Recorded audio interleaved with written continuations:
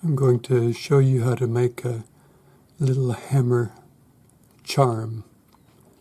We're going to make it out of metal. We're going to start with 4mm round wire, a piece about 20 millimeters long. Try to get it reasonably straight, and we'll saw this piece off the end. The rough bit on the other end doesn't matter. We'll like a fairly straight face on this. I'll file that in flat. Use a number 2 cut flat hand file.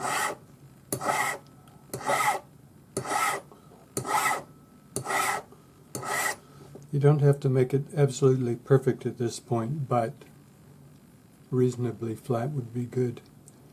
Now we're going to go into square rollers and roll to within about 4 mil of the end. So we're going to leave this end round and flat, and we're going to turn this end square. So you can see this end is still round, and I've rolled this end down square, and it is 2.88, 2.9, so it's just under 3 mil. Now, because I've work hardened this, and I want to, no, I'm going to turn this down a little bit first, and get a little bit of a groove in here. So I'll do that with my number 30 handpiece. Now, if your piece of metal is 19 or 20 mils long and you have a number 30 handpiece, when you can chuck this up so that the end will be just slightly proud, and that's what we want, because we're going to use this like a little lathe.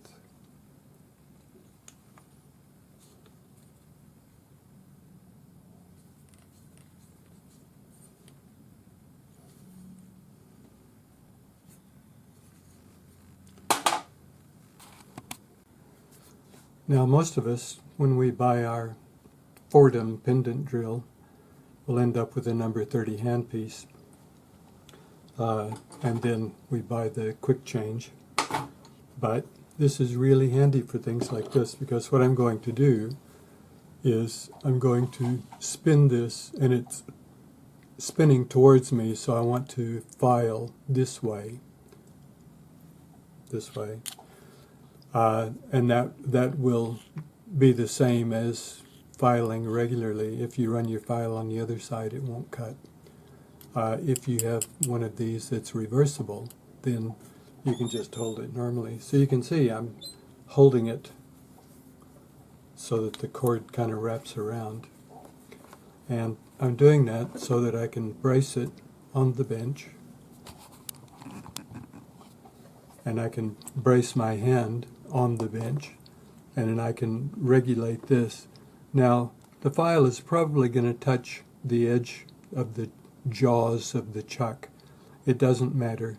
The chuck is harder than this, and I'm just going to do what I want to do by, I'll zoom in so you can see better.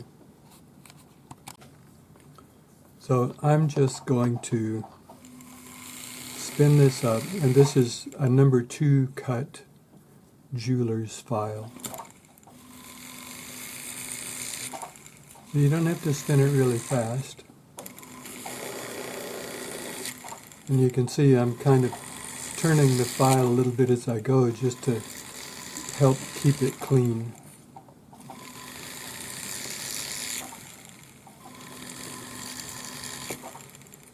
You can get a little bracket to hold your handpiece. I have one here somewhere.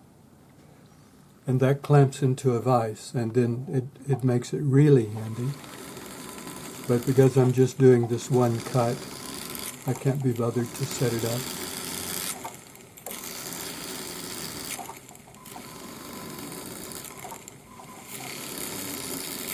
Now you could probably make this whole thing out of wax. I quite like working with metal when I can. and I made one once before, and I was quite happy making it out of metal. Then I made a mold and made waxes so that I could cast copies. So that looks fairly reasonable. I'll take it out and show you.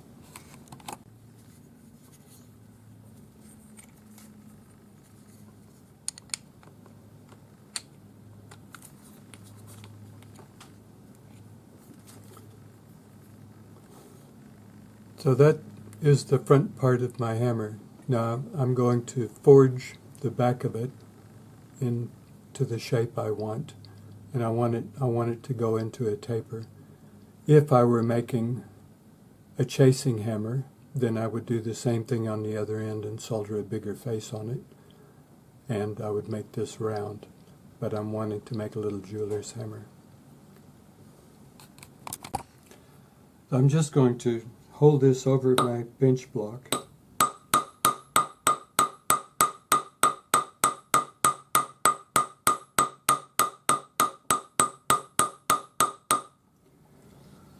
And you can see the shape that I'm getting. A nice tapered shape.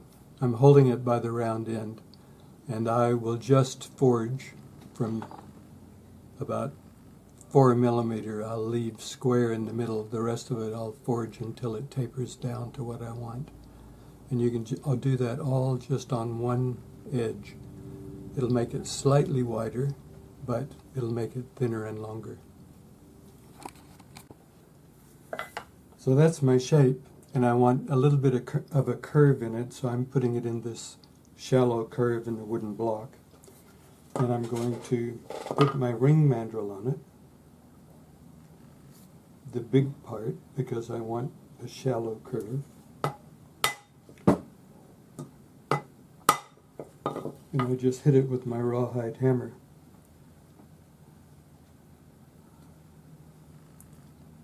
So I'm getting the beginning of my shape. If it doesn't move as much as you want, you can anneal it, because it'll be well and truly work hardened with the forging. So that's my shape. It's too long, so what I'll do is I'll cut it to that length, and then I'll finish this off with flat file on the top and half round ring file on the bottom. I just brace it against my peg.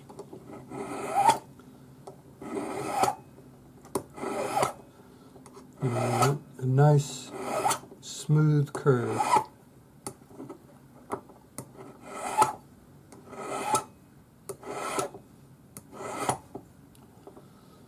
And then the same thing on the inside, a nice smooth curve with the half round ring file. You may have to brace it against your peg a little.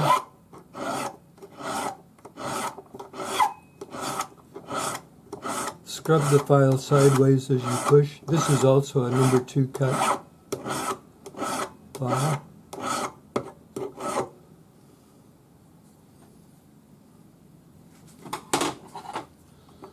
And a little taper on the end.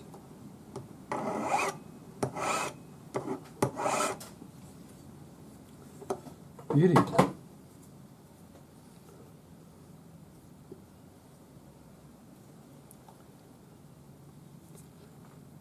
So there's my little hammerhead. Now it's time for a handle, and once the handle's on, we can finish with the detail work on this.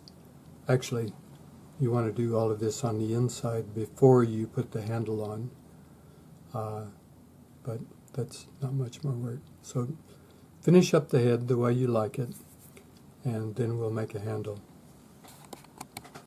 Now for the handle, 3 millimeter wire, about 30 millimeters long. Take the curve out, and you can just hit it on your flat block with your rawhide hammer.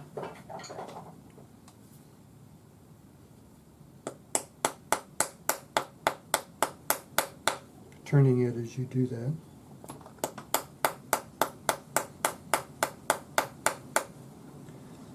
Now I'm going to make the very end square, and you can do that with your hammer or with the rolling mill if you have access to one. So like that, this is all around, this is just square.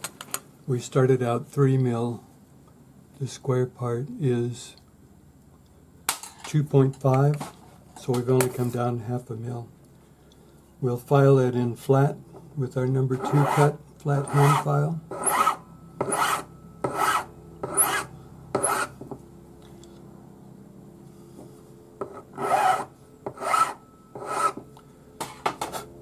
And then we're going to line it up on our hammer head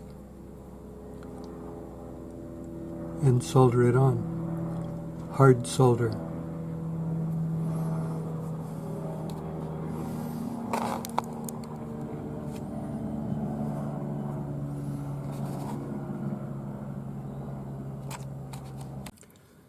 So stir up your flux. Flux where the handle is going to be. Make sure that the square edge is lined up with the edge of your hammer, otherwise it's going to look weird. One piece of hard solder, and what I'm going to do is wait until I turn it into a ball, and then I'll position it with my solder pick.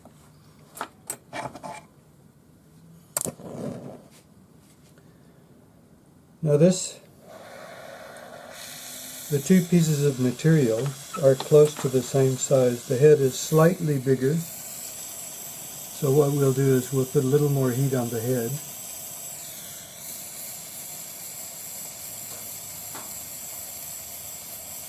So I'm just circling.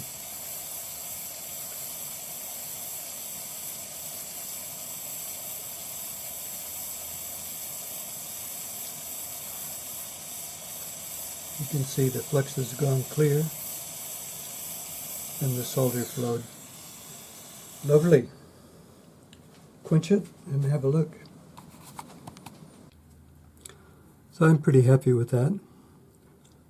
My little jeweler's hammer. Now what I'm going to do is file this rough bit off. I'm going to forge it just a little bit so I get a little bit of a ball on the end. And then that's it. You can put a jump ring on it and wear it as a charm, or have it as desk art. Ciao.